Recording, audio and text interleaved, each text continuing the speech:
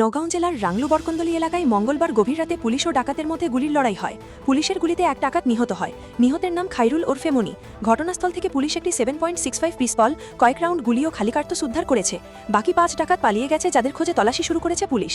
উল্লেখ্য, নিহত মনি ছিলেন নগাঁওয়ের মরিকলং চা বাগানে চিকিৎসক দম্পতির বাড়িতে ডাকাতিকাণ্ডের মূল মাস্টারমাইন্ড। সেই ডাকাতির ঘটনায় চিকিৎসকের স্ত্রী গুরুতর আহত হয়ে পরবর্তীতে মারা যান, জানিয়ে রাজ্যে ব্যাপক চাঞ্চল্য সৃষ্টি হয়েছিল। নিহতের মরদেহ ময়নাতদন্তের জন্য পাঠানো হয়েছে। ঘটনার তদন্ত চলছে।